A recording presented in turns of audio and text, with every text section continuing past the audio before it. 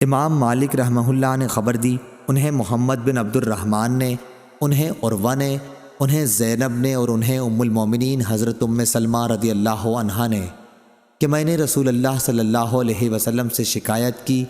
دوسری سند امام بخاری رحمہ اللہ نے کہا کہ مجھ سے محمد بن حرب نے بیان کیا، انہوں نے کہا کہ ہم سے ابو مروان یحییٰ بن ابی زکریہ غسانی نے بیان کیا، ان سے ہشام نے، ان سے عروہ نے اور ان سے نبی کریم صلی اللہ علیہ وسلم کی زوجہ مطہرہ ام سلمہ رضی اللہ عنہا نے کہ رسول اللہ صلی اللہ علیہ وسلم جب مکے میں تھے اور وہاں سے چلنے کا ارادہ ہوا تو ام سلمہ نے کعبے کا طواف نہیں کیا اور وہ بھی روانگی کا ارادہ رکھتی تھیں۔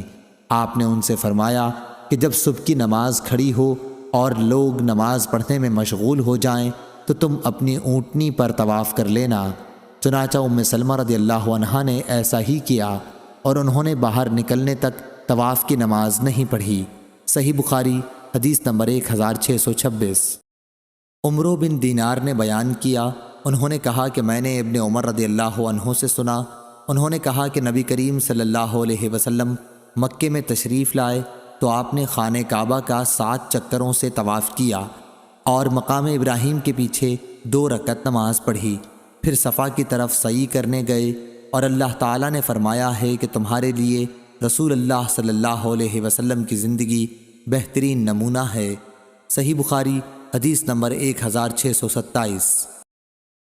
یزید بن زری نے بیان کیا، ان سے حبیب نے، ان سے عطا نے، ان سے عروہ نے، ان سے ام المومنین حضرت عائشہ صدیقہ رضی اللہ عنہا نے کہ کچھ لوگوں نے صبح کی نماز کے بعد کعبے کا طواف کیا، پھر ایک وعظ کرنے والے کے پاس بیٹھ گئے اور جب سورج نکلنے لگا تو وہ لوگ نماز طواف کی 2 رکعت پڑھنے کے لیے کھڑے ہو گئے۔ اس پر حضرت عائشہ رضی اللہ عنہا نے ناگواری کے ساتھ فرمایا، جب سے تو یہ لوگ بیٹھے تھے اور جب وہ وقت آیا کہ جس میں نماز مکروہ ہے تو نماز کے لیے کھڑے ہو گئے۔ صحیح بخاری حدیث نمبر 1628۔ موسیٰ بن عقبہ نے بیان کیا، ان سے نافع نے کہ عبداللہ بن عمر رضی اللہ عنہ نے فرمایا، میں نے نبی کریم صلی اللہ علیہ وسلم سے سنا ہے، آپ صلی اللہ علیہ وسلم سورج طلوع ہوتے اور غروب ہوتے وقت نماز پڑھنے سے روکتے تھے۔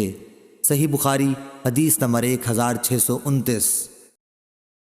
عبدالعزیز بن رفیع نے بیان کیا، کہا کہ میں نے عبداللہ بن زبیر رضی اللہ عنہ کو دیکھا کہ آپ فجر کی نماز کے بعد طواف کر رہے تھے اور پھر آپ نے 2 رکعت طواف کی نماز پڑھی۔